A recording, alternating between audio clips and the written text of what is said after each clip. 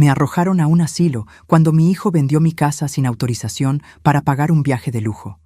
Me alegra tenerte aquí. Sigue mi historia hasta el final y comenta desde qué ciudad me estás viendo. Así podré ver hasta dónde ha llegado mi historia. Me llamo Alejandra, tengo 64 años, y pensé que había visto todo lo que la vida podía enseñarme. Estaba equivocada. Ese martes por la mañana desperté como cualquier otro día. El sol entraba por las cortinas de encaje que había cosido hace 20 años, cuando Sergio era apenas un adolescente rebelde que creía saber más que su madre viuda. Preparé mi café como siempre, 2 cucharadas de azúcar, un chorrito de leche, y me senté en la mesa de la cocina donde había desayunado con mi esposo durante 15 años antes de que el cáncer se lo llevara. Los golpes en la puerta llegaron a las 9:15 de la mañana, insistentes, urgentes. No era el cartero, ni la vecina que venía a pedirme prestada sal. Estos golpes tenían algo diferente, algo que me hizo que el estómago se me encogiera antes de siquiera abrir la puerta. ¿Señora Alejandra Morales? El hombre era joven, vestía traje azul marino y llevaba un maletín de cuero. Tenía esa sonrisa profesional que usan las personas cuando tienen que dar noticias que saben que van a doler. Sí, soy yo. Soy Roberto Vázquez, de la inmobiliaria Horizonte. Vengo por la venta de su propiedad. El mundo se detuvo. Mis dedos se aferraron al marco de la puerta con tanta fuerza que después encontré astillas bajo mis uñas. ¿Qué venta? Yo no he vendido nada. El joven frunció el ceño y abrió su maletín. Sacó una carpeta gruesa llena de documentos. Señora, aquí tengo todos los papeles firmados. Su hijo Sergio Morales vendió esta propiedad la semana pasada. Él tiene poder legal para actuar en su nombre. Las piernas me temblaron. Me aferré a la puerta porque sabía que si la soltaba, me desplomaría allí mismo en el umbral de la casa que había sido mi hogar por 30 años. Eso es imposible. Sergio no tiene ningún poder sobre mis propiedades. Roberto me mostró los documentos. Allí estaba, mi firma, o al menos algo que se parecía mucho a mi firma. Sergio había falsificado mi nombre en una procuración que le daba control total sobre mis bienes. La fecha era de hace 2 meses. Recordé ese día perfectamente porque Sergio había venido a visitarme, algo que hacía cada vez menos frecuente desde que se había casado con esa mujer. La nueva propietaria tomará posesión de la casa el próximo viernes. Usted tiene 5 días para desalojar. Cerré la puerta sin decir otra palabra. Mis manos temblaban tanto que apenas pude girar el pestillo. Me deslicé por la puerta hasta quedar sentada en el suelo frío del recibidor, rodeada por las fotografías familiares que colgaban en las paredes. Fotos de Sergio de niño, graduándose de la preparatoria, el día que consiguió su primer trabajo. En cada una de esas fotos yo estaba a su lado, sonriendo con orgullo de madre soltera que había sacrificado todo por darle una buena vida. El teléfono sonó 20 minutos después. El identificador de llamadas mostró el nombre que menos quería ver. Sergio. Hola, mamá. Su voz sonaba diferente, más fría, más distante. Sergio, ¿qué hiciste? Mi voz salió como un susurro quebrado. Ah, ya te enteraste. No había ni una pizca de arrepentimiento en su tono. Mira, mamá, Carmen y yo necesitábamos el dinero. Ella merece vivir con comodidad, no como una cualquiera. Tú ya viviste tu vida. ¿Carmen merece comodidad? La incredulidad me ahogaba. ¿Y yo qué? ¿Dónde se supone que voy a vivir? Hay un asilo muy bonito en la avenida central. SUNY Gardens se llama. Ya hablé con ellos, tienen un lugar disponible. Te van a cuidar bien. Me quedé sin aire. Literalmente sentí como si alguien me hubiera golpeado el pecho con un martillo. Sergio, esta es mi casa, la compré con tu padre, aquí te crié, aquí están todos nuestros recuerdos. Mamá, no seas dramática, es solo una casa. Además, ya está vendida. Carmen encontró un crucero increíble por el Mediterráneo. Salimos mañana. Necesitábamos el dinero de la casa para pagarlo. ¿Un crucero? La rabia empezó a mezclarse con el dolor. ¿Vendiste mi casa para pagar un crucero de tu esposa? Carmen ha trabajado muy duro este año. Se merece unas vacaciones de lujo. Tú vas a estar mejor en el asilo, mamá. Allí hay gente de tu edad, actividades. Vas a hacer amigos. ¿Y si no quiero ir? La pausa fue larga, demasiado larga. No tienes otra opción, mamá. Los papeles ya están firmados. La casa ya no es tuya. Colgó sin decir adiós. Me quedé sentada en el suelo del recibidor hasta que oscureció. Las fotografías me miraban desde las paredes, testigos silenciosos de una traición que jamás imaginé posible. Recordé cada sacrificio que había hecho por ese niño. Cuando murió su padre, trabajé 3 empleos para poder mantenerlo en una buena escuela. Vendí mis joyas para pagarle la universidad. Renuncié a oportunidades de volver a casarme porque él me decía que ningún hombre sería tan bueno como su papá. Y ahora me había vendido, literalmente. El viernes llegó más rápido de lo que esperaba. Empaqué mis pertenencias más queridas en 2 maletas viejas, las mismas que había usado cuando me mudé a esta casa siendo recién casada. El resto lo doné a la iglesia del barrio. No tenía sentido llevarse 30 años de vida a una habitación de asilo. Sunny Gardens era exactamente lo que esperaba. Pasillos que olían a desinfectante, enfermeras que hablaban a los residentes como si fueran niños, y el constante sonido de televisores a todo volumen para que los residentes con problemas de audición pudieran escuchar sus novelas. Mi habitación era pequeña pero limpia. Una cama individual, un armario, una silla junto a la ventana que daba al estacionamiento. Desde allí podía ver a las familias que venían a visitar a sus seres queridos los domingos. Familias que no abandonaban a sus mayores por un crucero en el Mediterráneo. La primera noche lloré. Lloré por la casa que había perdido, por el hijo que había criado y que me había traicionado, por los años de vejez que ahora tendría que pasar sola en este lugar. Pero al segundo día, algo cambió. La tristeza empezó a transformarse en algo más frío, más calculado. Sergio había cometido un error muy grande. Él pensaba que conocía a su madre. Pensaba que la mujer que había criado sola a un hijo, que había construido una vida después de enviudar, que había navegado décadas de desafíos sin ayuda de nadie, simplemente se rendiría y aceptaría su destino. No tenía idea de quién era realmente Alejandra Morales. Esa noche, mientras las enfermeras hacían sus rondas nocturnas y los otros residentes dormían, yo permanecí despierta planeando. Sergio y Carmen estaban en algún barco en el Mediterráneo, brindando con champán comprado con el dinero de la venta de mi casa, celebrando lo inteligentes que habían sido. Pero yo sabía algo que ellos no sabían. Algo que Sergio había olvidado por completo, si es que alguna vez lo había sabido. Su padre no solo me había dejado la casa. Los primeros días en Sunny Gardens fueron un infierno calculado, no por las condiciones del lugar, que aunque deprimentes, eran tolerables. El infierno era tener que fingir que estaba quebrada, cuando por dentro ardía una determinación que no había sentido en años. Cada mañana me levantaba a las 6. Me vestía con la ropa más vieja que tenía, me despeinaba un poco el cabello y bajaba al comedor con la postura encorvada de una anciana vencida por la vida. Las enfermeras me miraban con esa lástima profesional que reservan para los residentes que llegan abandonados por sus familias. «Pobrecita doña Alejandra», escuché que le decía una enfermera a otra. Su hijo la vendió para irse de crucero. ¡Qué mundo tan cruel! Perfecto, esa era exactamente la imagen que necesitaba proyectar. Durante el desayuno, me senté siempre en la misma mesa junto a Esperanza, una mujer de 72 años cuyos hijos la visitaban religiosamente cada domingo, y Roberto, un señor de 80 años cuya familia había desaparecido después de internarlo.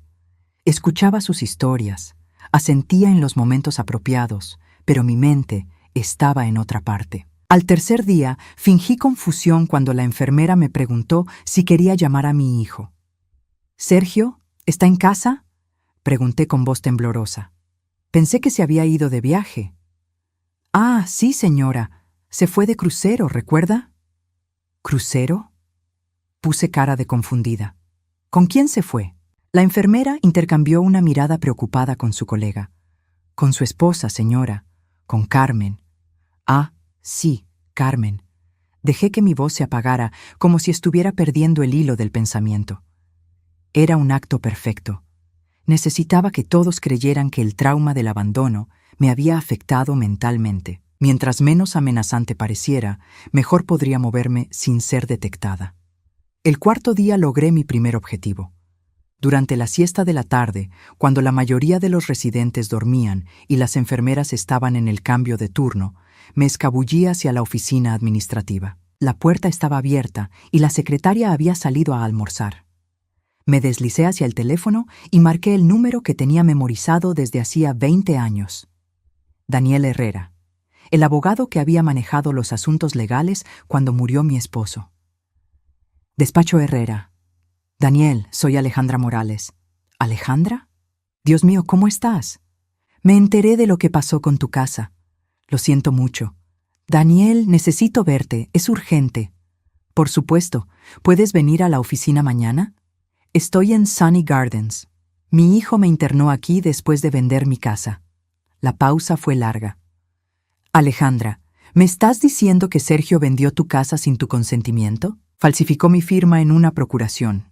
Daniel, él no sabe nada sobre la cuenta que abrimos con Eduardo antes de que muriera. La cuenta en el Banco Internacional. Otra pausa. ¿Te refieres a la cuenta con los bonos del gobierno y los certificados de depósito? Esa misma. Sergio cree que la casa era todo lo que tenía. No tiene idea de que hay $450,000 en esa cuenta. Alejandra, ¿estás bien? ¿Te han lastimado? Estoy bien, Daniel, pero necesito tu ayuda. ¿Puedes venir a verme mañana? Necesitamos hablar de mis opciones legales. Iré esta tarde. No te muevas de ahí. Colgué el teléfono justo cuando la secretaria regresaba del almuerzo. Me hice la confundida. Ay, disculpe, señorita. Me perdí buscando el baño. No se preocupe, doña Alejandra. El baño está por allá. Gracias, hijita. Estos lugares son tan grandes. Daniel llegó a las 5 de la tarde, vestido con su traje gris de siempre y cargando el mismo maletín de cuero que había usado cuando arreglamos los papeles de Eduardo. Tenía 60 años, cabello completamente blanco y los ojos más honestos que había conocido en un abogado. Nos sentamos en una esquina del área común. Le conté todo, cada detalle de la traición de Sergio, la procuración falsificada, el crucero pagado con el dinero de la venta de mi casa. Alejandra, esto es fraude. Puedo hacer que arresten a Sergio en cuanto regrese. No. Mi voz fue firme. No quiero que lo arresten. Quiero algo mejor. Daniel alzó una ceja. ¿Qué tienes en mente? Quiero recuperar mi casa, y quiero que él aprenda una lección que jamás va a olvidar. ¿Cómo planeas hacer eso? Me incliné hacia adelante, bajando la voz. Sergio cree que soy una vieja indefensa que va a aceptar vivir en un asilo por el resto de sus días. No tiene idea de que tengo recursos propios. Quiero usar esa ventaja. Explícame. Averigua quién compró mi casa. Ofréceles el doble de lo que pagaron. Usa el dinero de mi cuenta en el Banco Internacional. Daniel silbó bajito. Eso sería alrededor de $900,000. Tengo $450,000 en la cuenta. ¿Puedes conseguir un préstamo por los otros $450,000 usando mis bonos como garantía? Probablemente sí. Pero Alejandra, ¿estás segura de que quieres hacer esto? Daniel, ese niño me vendió como si fuera un mueble viejo. Me abandonó en este lugar para irse de vacaciones con su esposa. ¿Tú qué harías? Daniel sonrió por primera vez desde que llegó. Yo haría exactamente lo que tú estás planeando. Pero hay más. Mientras él está de crucero, quiero que investigues a Carmen. Algo me dice que esa mujer tiene secretos. Nadie presiona a un hombre para que abandone a su madre sin tener motivos muy oscuros. ¿Quieres que contrate un investigador privado? Sí. Y Daniel, toda esta operación debe mantenerse en absoluto secreto. Si alguien pregunta por mí, soy una anciana confundida que está en un asilo porque su hijo la abandonó.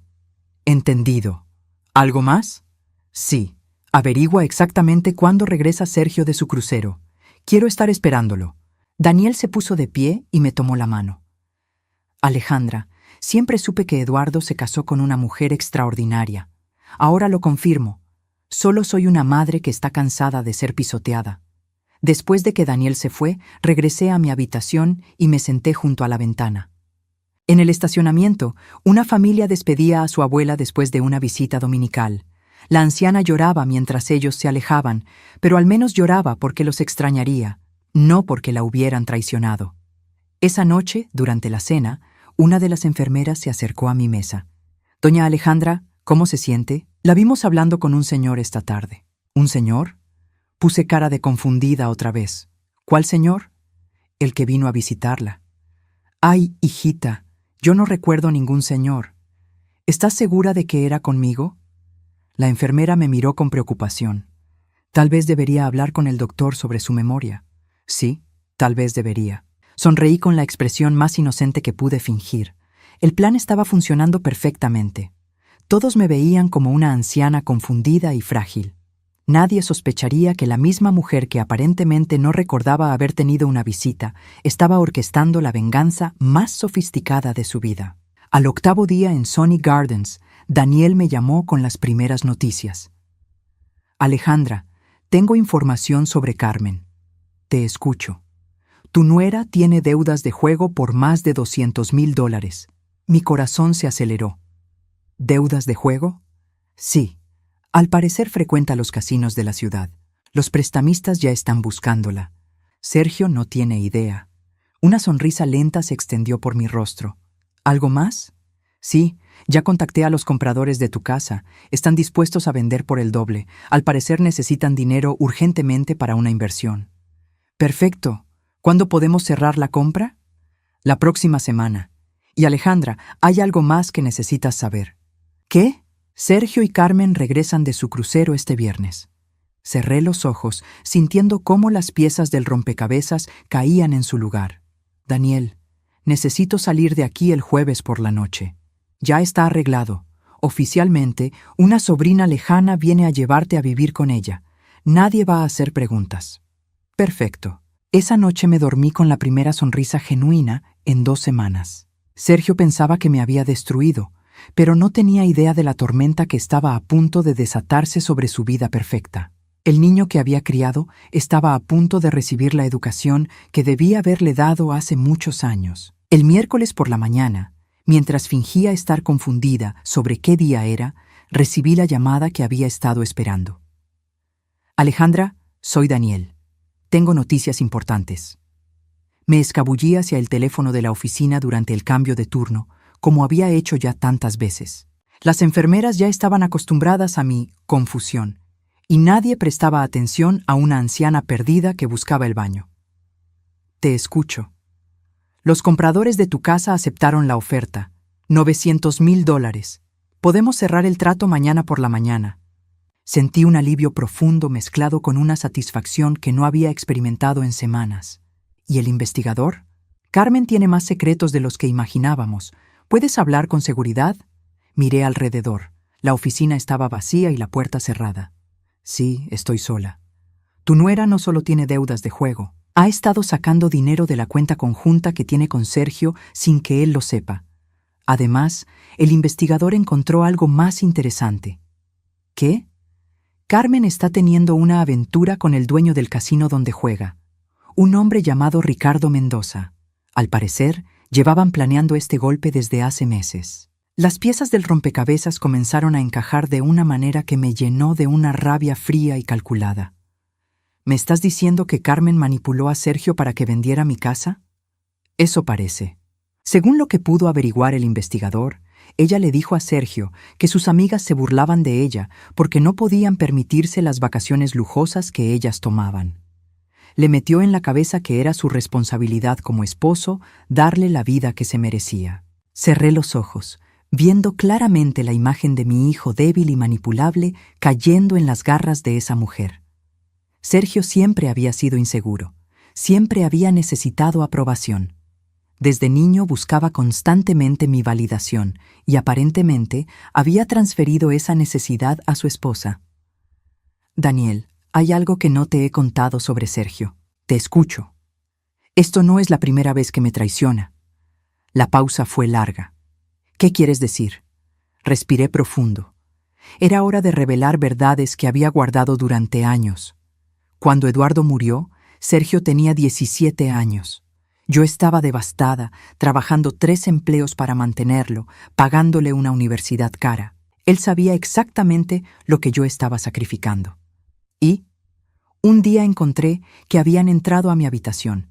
Faltaban $500 del dinero que tenía guardado para los gastos del funeral de su padre.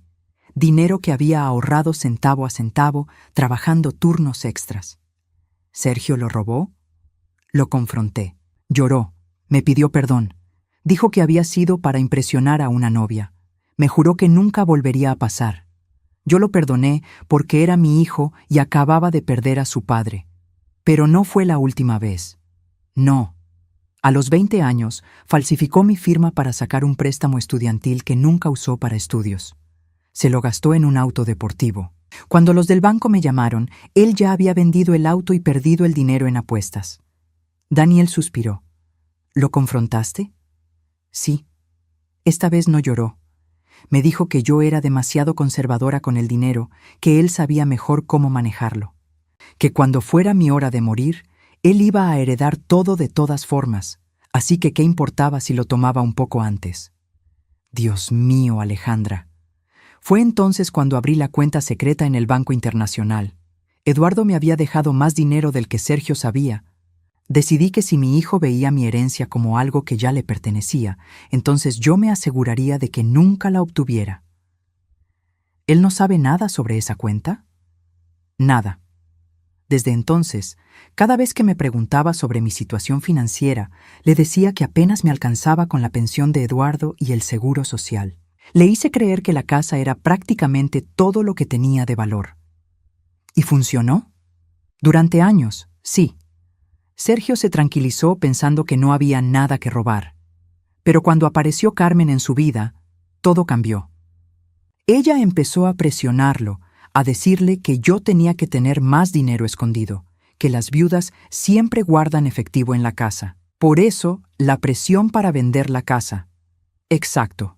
Carmen pensó que si me obligaban a vender, yo tendría que revelar todas mis finanzas. No tenía idea de que la cuenta del Banco Internacional está completamente separada y que Sergio no aparece como beneficiario en ningún documento. Alejandra, ¿quién es el beneficiario de esa cuenta? Por primera vez en la conversación, sonreí. La Fundación de Caridad de la iglesia donde Eduardo y yo nos casamos. Si yo muero, cada centavo va para alimentar a niños necesitados. Daniel se rió con una mezcla de admiración y asombro. Eres extraordinaria. Soy una madre que aprendió a protegerse de su propio hijo. ¿Hay algo más que deba saber? Sí, hay algo más sobre Carmen que tu investigador probablemente no encontró. ¿Qué? Hace 6 meses, ella vino a visitarme sola. Sergio no sabía de esa visita. Me dijo que sabía que yo tenía dinero escondido y que si no le daba $50,000, haría que Sergio nunca volviera a hablarme. ¿Te extorsionó? Lo intentó. Le dije que no tenía ese dinero. Ella se rió y me dijo que ya vería cómo conseguirlo de mí, de una manera o de otra. Ahora entiendo el plan. Ella sabía que no podía sacar dinero de ti directamente, así que convenció a Sergio de que vendiera la casa. Pero cometió un error, Daniel. ¿Cuál?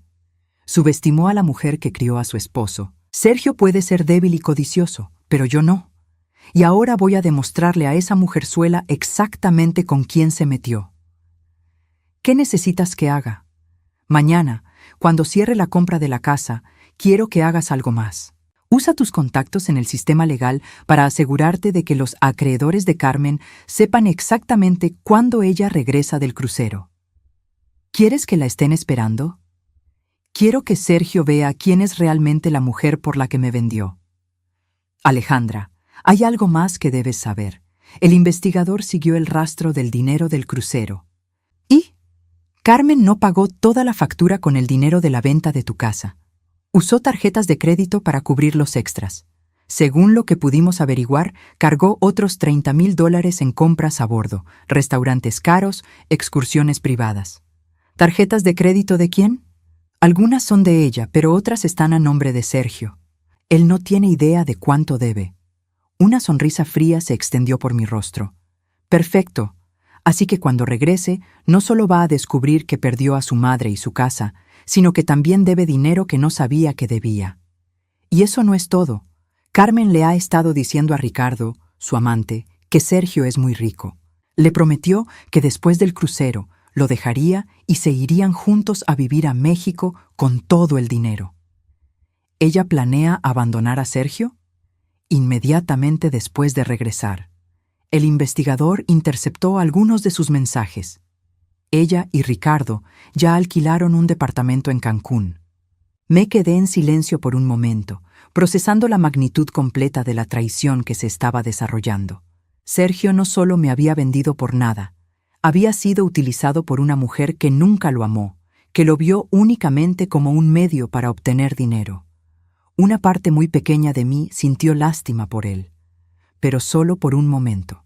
Daniel, ¿cuándo exactamente llega su vuelo? El viernes a las 3 de la tarde, Aeropuerto Internacional. Quiero estar en mi casa cuando él llegue a buscarme para visitarme en el asilo. ¿Estás segura de que va a ir a buscarte? Oh, sí, va a ir.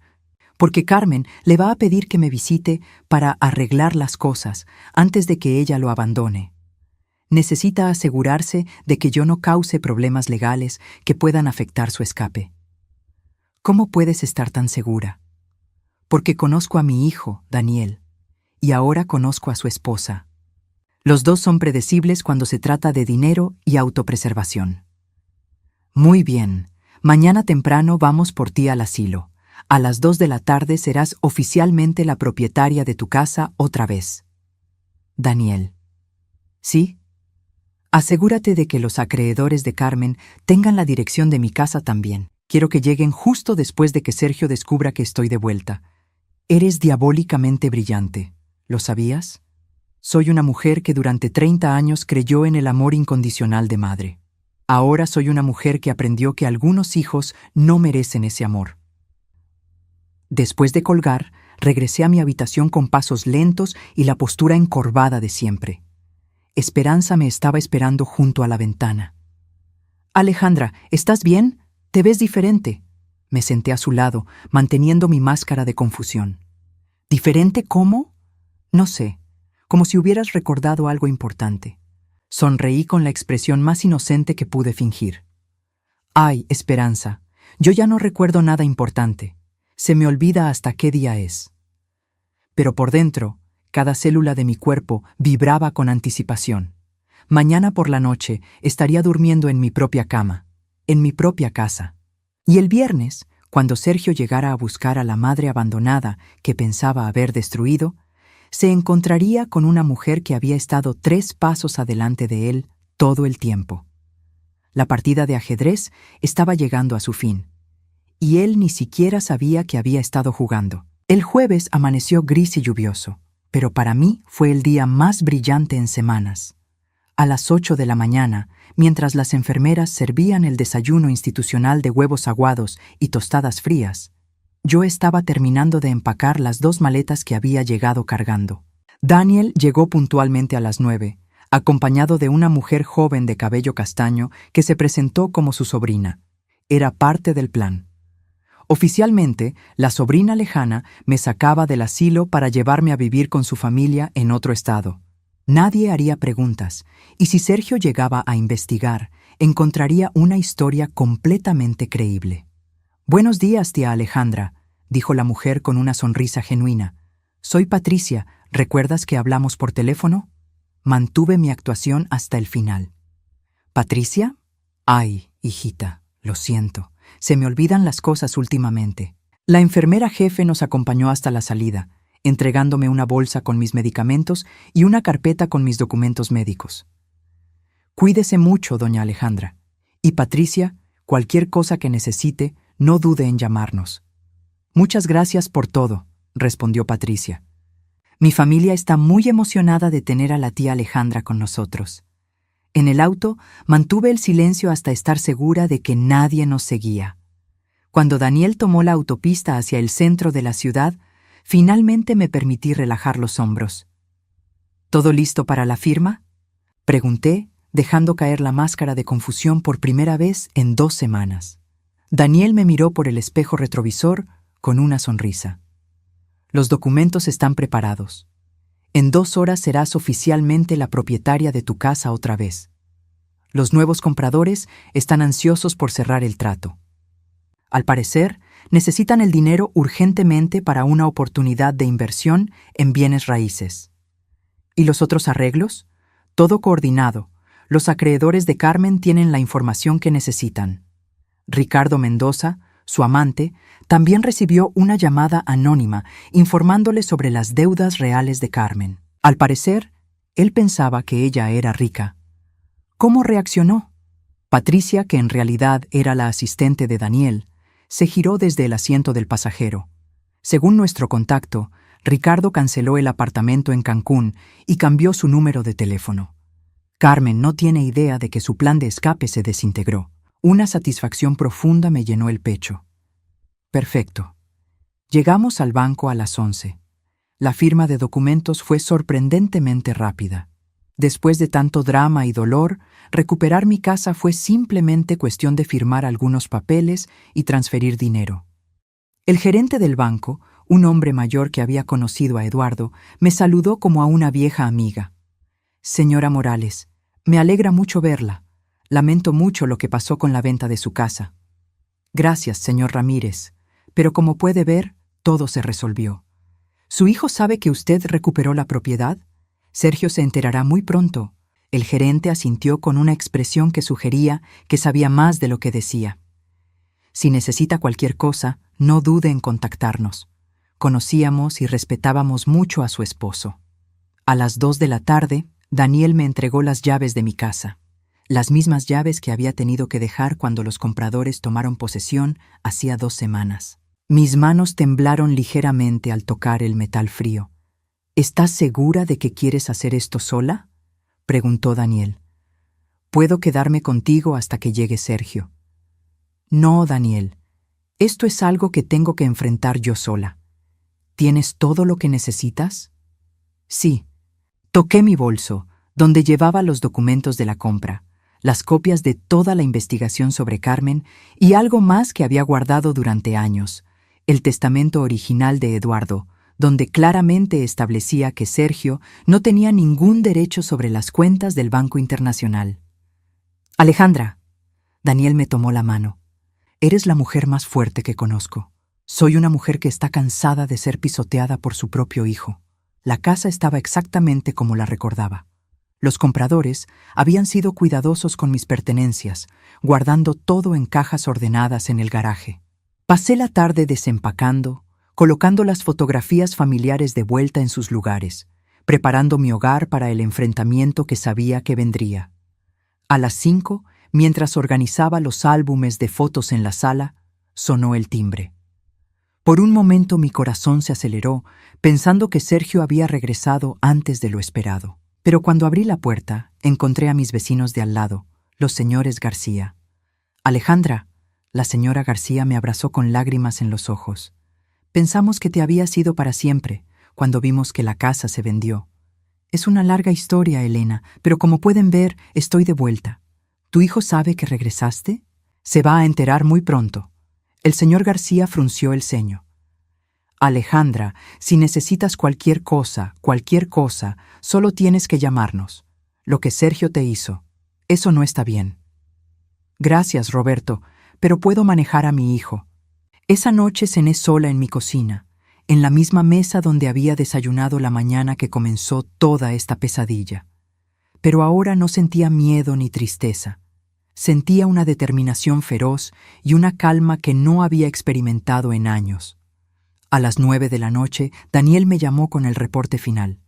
Todo está listo, Alejandra. El vuelo de Sergio llega mañana a las 3. Los acreedores de Carmen estarán esperándola en el aeropuerto. Y tengo una noticia adicional. ¿Qué? Carmen intentó contactar a Ricardo durante el crucero. Aparentemente ha estado enviándole mensajes desesperados desde ayer, pero él no responde. Ella no tiene idea de que él descubrió sus deudas. ¿Y Sergio?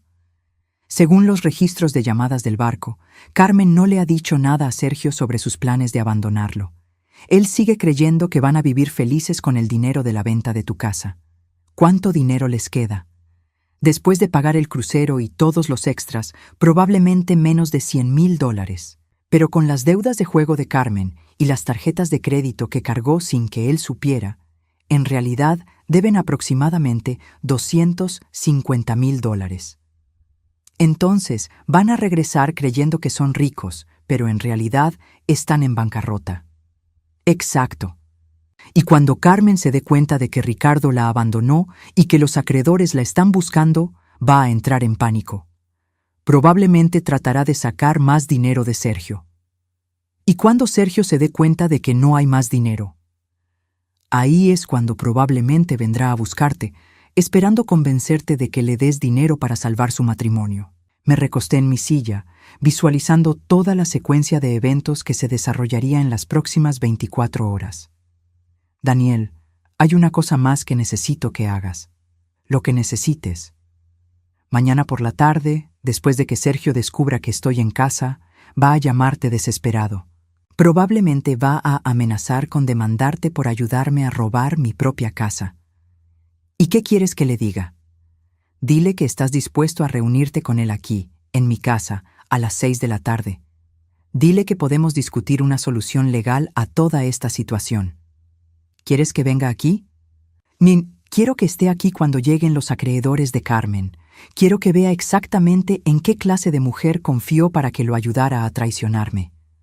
Alejandra, ¿estás segura de que puedes manejar emocionalmente ver a tu hijo destruido? La pregunta me hizo pausar.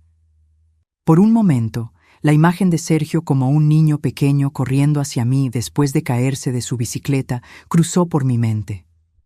El mismo niño que solía abrazarme y decirme que era la mejor mamá del mundo. Pero luego recordé sus palabras del día que me abandonó. Carmen merece comodidad. Tú ya viviste tu vida. Daniel, dije con voz firme, he pasado 30 años siendo madre. Mañana voy a aprender a ser una mujer que se respeta a sí misma. Después de colgar, me preparé una taza de té y me senté en la sala, rodeada por las fotografías que documentaban la vida que había construido con Eduardo y el hijo que había criado con tanto amor. En pocas horas, ese hijo estaría parado en esta misma sala, descubriendo que la madre que había vendido y abandonado no era la anciana indefensa que él creía. Me fui a dormir esa noche con una tranquilidad que no había sentido en años. Por primera vez desde la muerte de Eduardo, no estaba preocupada por Sergio. No estaba planificando cómo ayudarlo o protegerlo de las consecuencias de sus malas decisiones. Mañana, finalmente, él tendría que enfrentar la verdad sobre sus elecciones, y yo estaría allí para verlo. El viernes amaneció despejado y brillante, como si el universo hubiera decidido proporcionar la iluminación perfecta para el drama que estaba a punto de desarrollarse. Me levanté a las 6 de la mañana. Preparé mi café en la cocina que había extrañado tanto y me senté junto a la ventana a esperar. Daniel me había confirmado la noche anterior que todo estaba en posición. Los acreedores de Carmen tenían su información de vuelo y la dirección de mi casa. Ricardo había desaparecido completamente, dejando a Carmen sin su plan de escape. Y Sergio no tenía idea de la tormenta que estaba a punto de desatarse sobre su vida perfecta. A las 10 de la mañana, mientras regaba las plantas que había rescatado del garaje, escuché el teléfono sonar. El identificador de llamadas mostraba un número que no reconocí. ¿Alejandra Morales? Sí. ¿Quién habla? Soy detective Ramírez, de la policía del aeropuerto. Tenemos a una mujer aquí que dice ser su nuera, Carmen Morales. Fue detenida por los acreedores en cuanto bajó del avión. Ella insiste en que usted puede resolver su situación financiera. Una sonrisa lenta se extendió por mi rostro. Detective, no conozco los problemas financieros de esa mujer. Mi nuera tomó decisiones que no tienen nada que ver conmigo. Entiendo, señora. Solo quería confirmar su posición antes de proceder. Proceda como considere apropiado, detective. Colgué el teléfono con una satisfacción que me llenó hasta los huesos. Carmen había aterrizado y ya estaba enfrentando las consecuencias de sus decisiones. Ahora solo faltaba esperar a Sergio. No tuve que esperar mucho. A las 4:30 de la tarde, escuché el sonido familiar de su auto en la entrada. El mismo Honda Civic que yo le había ayudado a comprar cuando consiguió su primer trabajo, hace ya 10 años. Algunos sonidos nunca se olvidan. Me posicioné en la sala, sentada en mi silla favorita junto a la ventana, con una taza de té en las manos. Quería parecer tranquila cuando él entrara, como si hubiera estado esperándolo. Los pasos en el porche fueron vacilantes, confundidos. Escuché cómo probó el timbre 2 veces antes de decidirse a usar las llaves que obviamente aún tenía. El sonido de la llave en la cerradura se escuchó 3 veces antes de que se diera cuenta de que no funcionaba. Había cambiado las cerraduras esa mañana. Finalmente tocó a la puerta. Esperé unos segundos antes de levantarme lentamente y abrir. Sergio estaba parado en el umbral, bronceado por el sol del Mediterráneo, vestido con una camisa de lino blanca y pantalones beige caros. Se veía relajado, próspero, feliz. Esa imagen duró exactamente 3 segundos. ¿Mamá? Su voz era un susurro de confusión total. ¿Qué? ¿Qué haces aquí? Esta es mi casa, Sergio. ¿Dónde más iba a estar? Pero. Tartamudeó como el niño pequeño que solía ser cuando lo atrapaba en una mentira. La casa se vendió, yo la vendí. Sí, la vendiste, y yo la compré de vuelta. El color se desvaneció de su rostro bronceado. ¿Cómo? ¿Con qué dinero? Con mi dinero, Sergio. El dinero que siempre tuve pero que tú nunca supiste que existía. Se tambaleó ligeramente, aferrándose al marco de la puerta. No entiendo. Entra. Tenemos mucho de qué hablar. Se movió como un sonámbulo hacia la sala, mirando alrededor como si estuviera viendo fantasmas. Todo estaba exactamente como lo recordaba. Las fotografías familiares, los muebles, las plantas. Como si la venta nunca hubiera ocurrido. Siéntate, le dije, señalando el sofá donde solía sentarse cuando era niño para hacer sus tareas. Mamá, no entiendo nada. ¿Cómo compraste la casa? ¿Dónde conseguiste el dinero? Sergio, ¿realmente pensaste que después de 30 años de matrimonio con tu padre, después de trabajar como contadora durante 20 años, después de todas las inversiones que hicimos juntos, iba a tener solo una casa como patrimonio? Su boca se abrió y se cerró sin emitir sonido. Tu padre y yo fuimos muy cuidadosos con nuestras finanzas. Cuando él murió, me dejó muy bien provista, pero después de las traiciones que cometiste en el pasado, decidí que era mejor que tú creyeras que yo no tenía recursos. ¿Traiciones? Su voz se quebró. Mamá, yo nunca. ¿Nunca qué, Sergio? ¿Nunca robaste $500 del dinero del funeral de tu padre? ¿Nunca falsificaste mi firma para un préstamo que usaste para apostar? ¿Nunca me vendiste como si fuera un mueble viejo para irte de crucero con tu esposa? Cada palabra lo golpeó como una bofetada física. Se hundió más profundo en el sofá, la realidad de sus acciones finalmente confrontándolo sin escape posible. Yo pensé. ¿Pensaste qué? ¿Que era una anciana indefensa que iba a aceptar vivir en un asilo para que tú pudieras vivir cómodamente? Las lágrimas comenzaron a rodar por sus mejillas bronceadas. Mamá, lo siento. Carmen me dijo que... Ah, sí, Carmen. Mi voz se volvió cortante como hielo. Hablemos de tu esposa, Sergio. En ese momento, el teléfono sonó. Lo dejé sonar 4 veces antes de contestar, manteniendo mis ojos fijos en la cara de mi hijo. ¿Alejandra Morales? Sí. Habla el detective Ramírez otra vez. Su nuera está pidiendo hablar con su esposo urgentemente. Dice que es una emergencia familiar. ¿Puedo preguntar de qué se trata? Tiene deudas de juego por más de $200,000. Los acreedores han estado buscándola durante semanas. Al parecer pensaba huir del país, pero sus planes se cayeron. Sergio se puso pálido como papel. ¿Carmen tiene deudas de juego? Susurró. Detective, mi nuera es adulta. Sus decisiones financieras no son responsabilidad mía. Si mi hijo quiere hablar con ella, puede contactar a la estación. Entendido, señora. Colgué y me volví hacia Sergio, que parecía estar en shock. ¿Carmen tiene deudas de juego? Repitió, su voz apenas audible. $200,000 en deudas de juego, Sergio, además de las tarjetas de crédito que cargó durante el crucero sin que tú lo supieras. Aproximadamente otros $50,000. No puede ser. Y hay más. Tu esposa estaba planeando abandonarte en cuanto regresaran del crucero. Tenía un amante, un tal Ricardo Mendoza, dueño del casino donde jugaba. Habían alquilado un apartamento en Cancún para irse juntos con todo el dinero. Sergio se dobló hacia adelante, como si le hubieran dado un puñetazo en el estómago. No es cierto. ¿Quieres ver las fotografías? ¿Los mensajes de texto? ¿Los registros del apartamento que alquilaron? No. Su voz era un gemido de dolor. Carmen te manipuló, Sergio. Te convenció de que vender la casa de tu madre era la única manera de darle la vida que se merecía. Te hizo creer que yo era el obstáculo para su felicidad, y tú elegiste creerle a ella en lugar de proteger a la mujer que te crió. Las lágrimas ahora caían libremente por su rostro. Mamá, yo no sabía. No sabías porque no quisiste saber. Durante años te di señales de que Carmen no era la mujer que pretendía ser. Pero tú estabas tan desesperado por mantenerla feliz que ignoraste todas las banderas rojas. ¿Qué voy a hacer ahora? Esa, hijo mío, es tu decisión. En ese momento, escuchamos el sonido de autos deteniéndose afuera. Miré por la ventana y vi 2 vehículos. Uno que reconocí como el de Daniel y otro que no había visto antes. ¿Quién es?, preguntó Sergio, limpiándose las lágrimas. Probablemente es Daniel, mi abogado. Le dije que viniera a discutir las implicaciones legales de todo esto.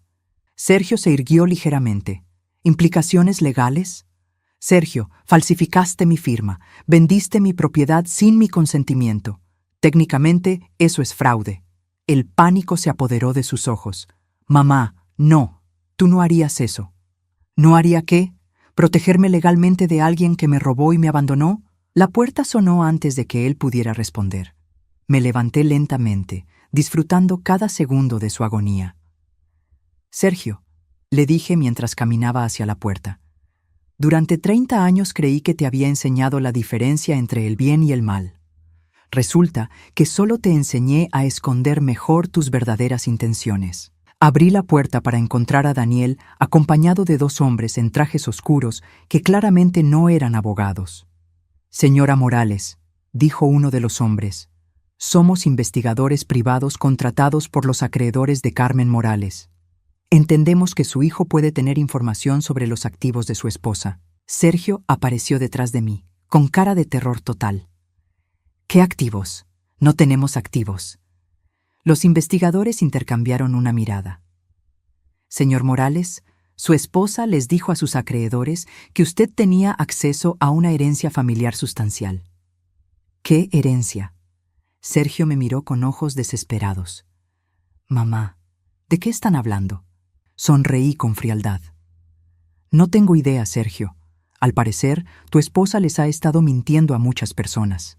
Y en ese momento, viendo a mi hijo enfrentar la realidad completa de las consecuencias de sus elecciones, finalmente sentí algo que no había sentido en años: justicia.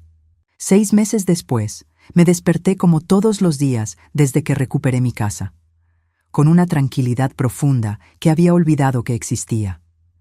El sol entraba por las cortinas de encaje, mi café estaba preparado exactamente como me gustaba, y no había nadie esperando que resolviera sus problemas o que sacrificara mi bienestar por el suyo. Los investigadores privados se habían llevado a Sergio esa tarde de viernes para interrogarlo sobre los activos de Carmen. Por supuesto, no encontraron nada porque no había nada que encontrar. Todo el dinero de la venta de mi casa ya se había gastado en el crucero y las extravagancias de Carmen. Sergio regresó a casa esa noche completamente destruido, enfrentando la realidad de que su esposa lo había usado y abandonado, y de que ahora debía más dinero del que podría ganar en años. Carmen nunca salió de la cárcel. Los acreedores presionaron cargos, y sin dinero para un abogado decente, fue sentenciada a 5 años por fraude financiero. Ricardo Mendoza había desaparecido completamente, llevándose los pocos ahorros que Carmen había logrado esconder de sus deudas de juego. Sergio trató de contactarme exactamente 17 veces durante las primeras 2 semanas después del enfrentamiento. Dejó mensajes llorando, disculpándose, suplicando perdón. Prometía que había aprendido la lección, que nunca volvería a lastimarme, que Carmen lo había manipulado y él había sido una víctima también. No respondí ninguna de esas llamadas. La 18ª llamada fue diferente. Su voz sonaba cansada, derrotada, pero también había algo nuevo en ella: aceptación. Mamá, sé que no vas a contestar, pero necesito decirte esto. Sé que no merezco tu perdón. Sé que lo que te hice fue imperdonable. No te estoy pidiendo que me perdones. Solo quiero que sepas que finalmente entiendo lo que perdí cuando te traicioné. No solo perdí a mi madre, perdí a la única persona que realmente me amó incondicionalmente, y la cambié por alguien que nunca me amó en absoluto. Hizo una pausa, y pude escuchar que estaba llorando. Voy a dejar de llamarte. Voy a dejar de intentar arreglar esto. Si algún día, en muchos años, decides que tal vez podemos hablar, estaré aquí, pero no voy a molestarte más. Te amo, mamá. Lamento haber tardado tanto en darme cuenta de lo que eso realmente significaba. Esa fue la última vez que escuché su voz. Daniel me mantuvo informada sobre la situación de Sergio durante los primeros meses. Había perdido el trabajo cuando sus empleadores se enteraron de sus problemas legales. Tuvo que vender el auto y mudarse a un apartamento pequeño en la parte más barata de la ciudad. Estaba trabajando en 2 empleos de medio tiempo para pagar las deudas que Carmen había acumulado a su nombre. ¿Quieres que haga algo para ayudarlo?, me preguntó Daniel durante una de nuestras cenas mensuales. No, respondí sin vacilación. Sergio es un adulto. Por primera vez en su vida, está enfrentando las consecuencias reales de sus decisiones sin que alguien más las resuelva por él. ¿No sientes ninguna lástima por él? Daniel, durante 30 años sentí lástima por Sergio. Cada vez que tomaba una mala decisión, cada vez que lastimaba a alguien, cada vez que mentía o robaba o manipulaba, yo encontraba excusas para él.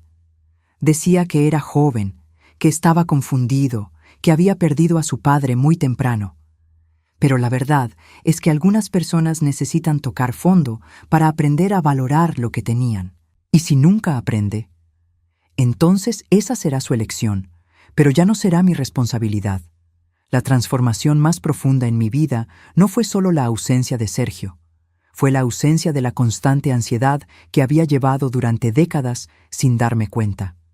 La preocupación perpetua por qué problema tendría que resolver después, qué mentira tendría que cubrir, qué consecuencia tendría que amortiguar.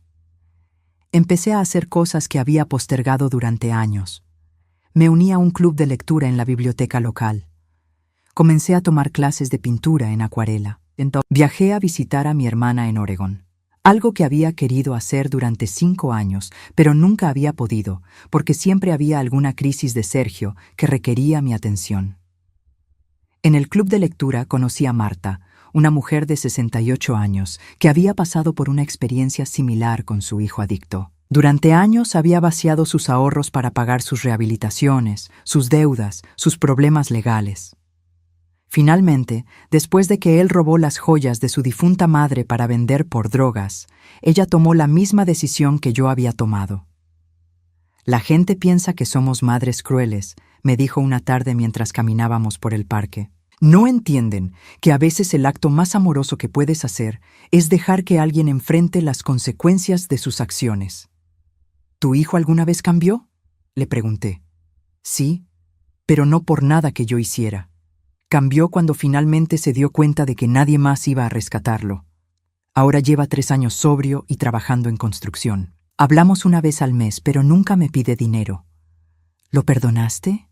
Lo amo, dijo Marta cuidadosamente. Pero el perdón no significa volver a las viejas dinámicas. Significa aceptar que él es responsable de sus propias elecciones, y yo soy responsable de proteger mi propia paz. Esas palabras se quedaron conmigo durante semanas. Proteger mi propia paz. Era algo que nunca había considerado como una prioridad válida.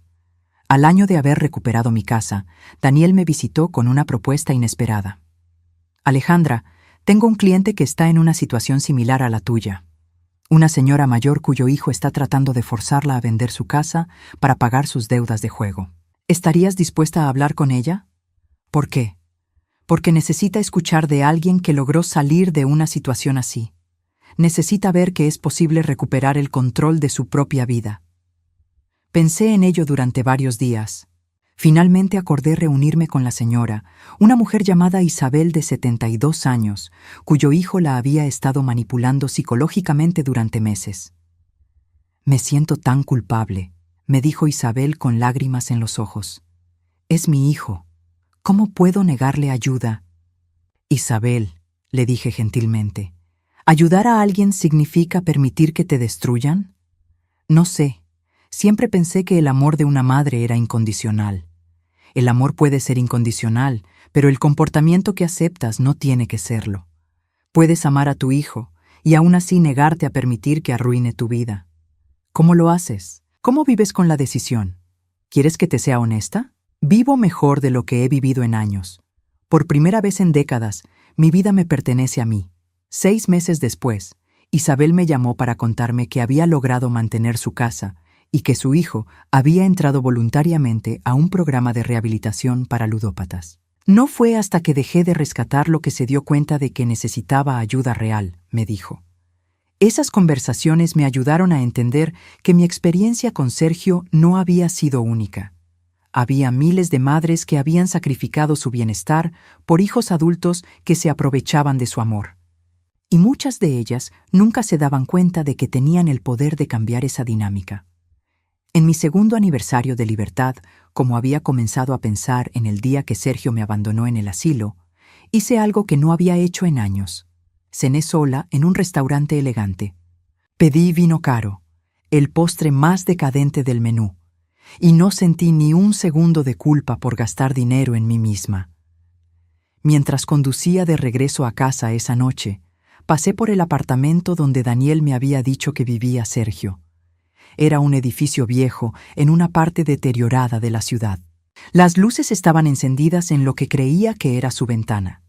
Por un momento, consideré tocar a su puerta, decirle que había aprendido su lección, que podíamos intentar reconstruir algún tipo de relación. Pero entonces recordé las palabras de Marta. El perdón no significa volver a las viejas dinámicas. Seguí conduciendo. Cuando llegué a casa, mi casa, me serví una copa de vino y me senté en mi sala, rodeada por las fotografías que documentaban una vida llena de amor, pérdida, errores y finalmente sabiduría. No sabía si Sergio había aprendido realmente de sus errores. No sabía si algún día podríamos tener algún tipo de relación sana. Pero por primera vez en mi vida adulta, esas incógnitas no me quitaban el sueño. Había aprendido que mi valor como persona no dependía de si podía salvar a alguien más. Había aprendido que el amor propio no era egoísmo. Y había aprendido que a veces la cosa más valiente que puedes hacer es caminar hacia una vida que realmente te pertenece. Al final, la verdadera herencia que Sergio había perdido no era dinero o propiedades.